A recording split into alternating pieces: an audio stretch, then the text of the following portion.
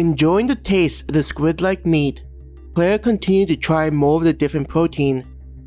The thing that looked like a shrimp had far more little legs than what she was used to seeing would have. It did have something near the back of the tail used for propelling through the water. Raising her head to observe Astrid and Frida, what surprised Claire was how the women just ate the creatures whole without peeling off the shell. Frida's eyes looked up to see Claire staring at her. Swallowing the rest of the thing, Frida asked, "What's wrong?" "You didn't even get rid of the shell," Claire said, still trying to process what she'd seen. Raising an eyebrow, Frida asked, "Why would we do that?" Seeing the stunned expression, she sighed and used the utensil in her grip to point to the meat in the bowl. "You do know how expensive this food is, right? Everything in here, maybe not the noodles to a degree, is full of valuable energy. Just because the shell may not be tasty, doesn't mean it makes sense to waste such a precious resource." "That's right," Astrid spoke up from her meal. "Even the soup is full of energy, considering it's the blood of a monster that has been watered down." The two women had a no-nonsense expression. It was as though they didn't have the patience to deal with childish thoughts. It may taste strange at first, with the crunching of the shell, but it's like when you accidentally leave eggshell in fried eggs. "Do you spit it out?" Frida asked the two girls. Shaking her head, she continued, "No, you just eat the eggs and not act like babies."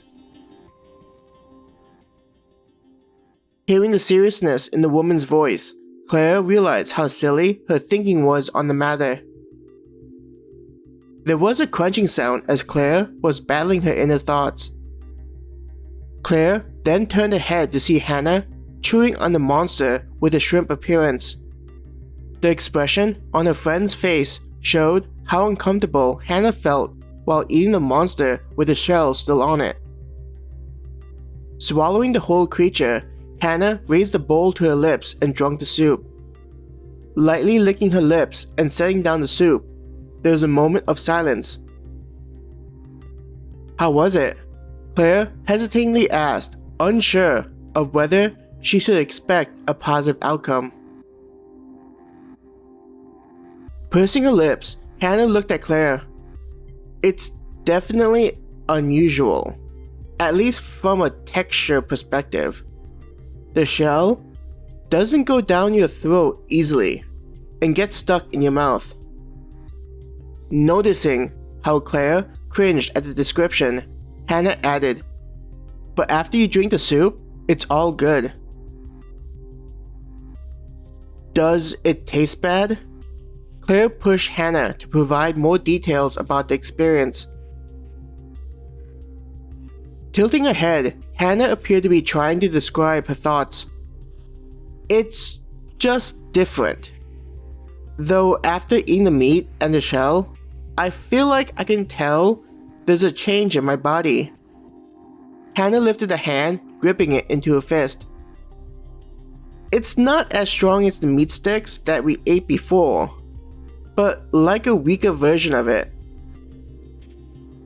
Hearing that eating the monster whole had such a reaction made Claire curious. Using the wooden sticks in her hand, Claire grabbed the shrimp.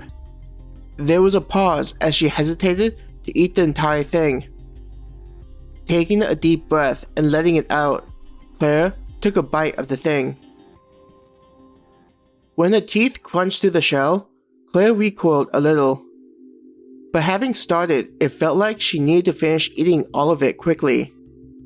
Vigorously chewing the monster while ignoring the differing texture of the fleshy meat and the crunchy exterior, eventually, it was concluded.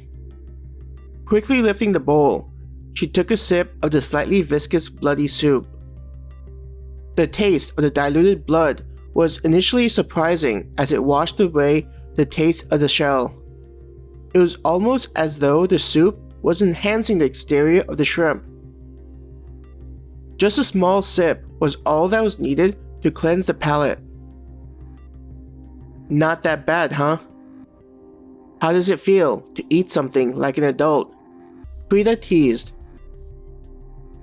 Staring at the food, Claire soon felt a warming sensation in her body.